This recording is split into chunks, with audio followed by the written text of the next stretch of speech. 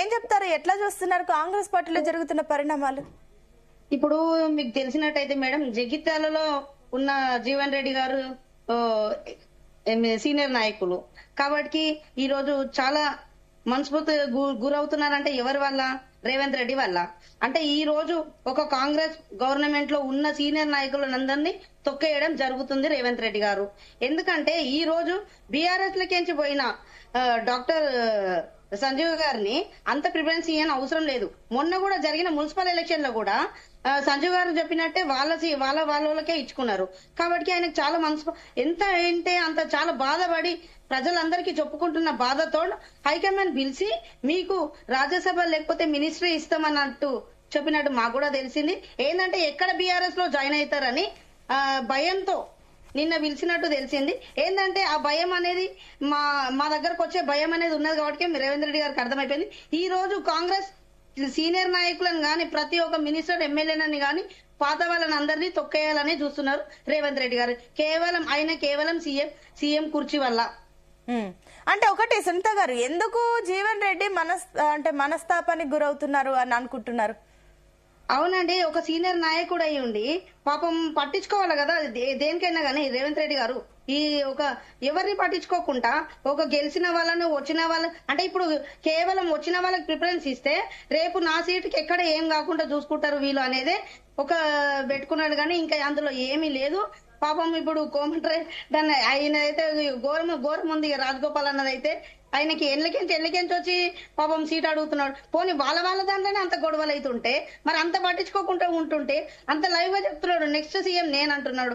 అంటే ఇప్పుడు ఎవరు సీఎం ఎవరేందో ప్రజలే చెప్తాడు. 2 ఏళ్ళ ఏంటంటే ఇప్పుడు మహేష్ గౌడ్ గారు వచ్చేసి ఇంకా 10 ఏళ్ళు కూడా మేమే అంటారు. ప్రెసిడెంట్ గారు వచ్చేసి కాంగ్రెస్ ప్రెసిడెంట్ గారు వచ్చేసి అంటే ఎవరు ప్రభుత్వం ఎవరు వేస్తారు ఓట్లు? ఏం చేసిరు? ఏం గ్యారంటీలు ఇచ్చిరు? మీరు 6 గ్యారంటీలు ఏమి ఇచ్చిరు? మీకు ఎవరు ప్రజలు వేస్తారు?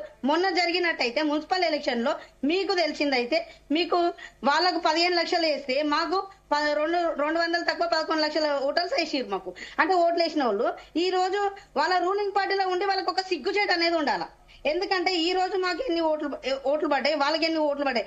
మా రూలింగ్ పార్టీ ఉన్నప్పుడు మీరు చూసినట్టయితే మీరు చూడండి అక్కడ ఎట్లా ఉందో. మా రూలింగ్ పార్టీ ఉన్నప్పుడు ఎట్లా ఉండేనో వీళ్ళ రూలింగ్ పార్టీలో మేము ఎన్ని గెలిచినామో వాళ్ళు చూసుకోండి. వాళ్ళకు ఒక సిగ్గుచేటు ఉండాలా. ప్రజలు ఆల్రెడీ వెన్నుపోటు చూపిస్తున్నారు. ఏంటంటే ఈ రోజు ప్రజలు అనేది చూపిస్తున్నారు కాబట్టికే ఈ రోజు వాళ్ళను కేవలం చీరలతో కుక్కర్లతోటే చూపిస్తున్నారు, సానుభూతితోటి. కానీ అవి కూడా గవిట్లతోటి గెలిచి కానీ ఇంకా అందులో ఏం లేదు. ఓకే, అంటే నిజంగానే ఒకవేళ ఇప్పుడు ఇంకొకటి ఏంటంటే జీవన్ రెడ్డి వస్తే గనక బీఆర్ఎస్ లోకి జాయిన్ చేసుకుంటారా, లేదంటే మీరు ఇంట్రెస్టెడ్ ఉన్నారా?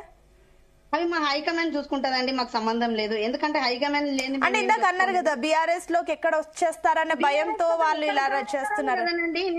వాళ్ళ హైకమాండ్ పిలుచుకున్నారు. నేను వాళ్ళ హైకమాండ్ పిలుచుకున్నారంటే అర్థం చేసుకోవాలి కదా. ఓకే, ఎక్కడ జాయిన్ అవుతారు పోయి మాట్లాడుకుంటారని కదా. సీనియర్ నాయకుడు అండి ఎవరైతే ఏంది పాపం ఆయన ఎంత బాధపడ్డాడు ఉండొచ్చు. అంటే కేవలం నువ్వు బీఆర్ఎస్ లో జాయిన్ అయిన వాళ్ళకి ప్రిఫరెన్స్ ఇస్తావు కానీ వేరే వాళ్ళకి ఇయరా? ఈవెన్ అదే ఇప్పుడు మీరు అంటున్న మాట లేక బీఆర్ఎస్ నుంచి కాంగ్రెస్ లో జాయిన్ అయిన వాళ్ళు కూడా అన్నారు బీఆర్ఎస్ లో కూడా సరిగా ఎవరు పట్టించుకోవట్లేదు కాబట్టి మేము పార్టీ మారాల్సి వచ్చిందని చెప్పేసి చాలా మంది కూడా అన్నారు కదా. అంటే పట్టించుకోనప్పుడు వాళ్ళకు టికెట్ ఇది ఎగ్జాంపుల్ చూడండి. కడియం శ్రీహరి గారికి ఇప్పుడు మేము ఏం తక్కువ చూసినామండి.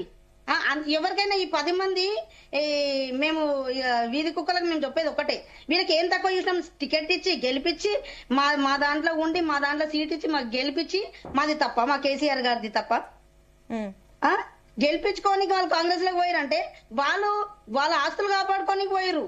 అంతేగాని ఇక్కడ ఏం లేదు. ఈ రోజు టికెట్ ఎవరు ఇచ్చిరు ఏం కథ అనేది మాట్లాడకుండా వాళ్ళ కాంగ్రెస్ నాయకులు కాంగ్రెస్ మినిస్టర్లే మాట్లాడకుండా కేవలం బీఆర్ఎస్ నుంచి పోయిన జాయినింగ్ అయిన ఎమ్మెల్యేలతోటే కేసీఆర్ గారిని అనిపిస్తున్నారు కానీ అక్కడ ఏమీ లేదు ఆడ. ఓకే, సరే మాట్లాడదాం దీని గురించి. సతీష్ గారు కూడా ఒక ఎక్స్ప్లెనేషన్ ఇస్తారు. నేను మళ్ళీ వస్తాను. మల్లేశ్వర్ గారు ఎట్లా చూస్తారు?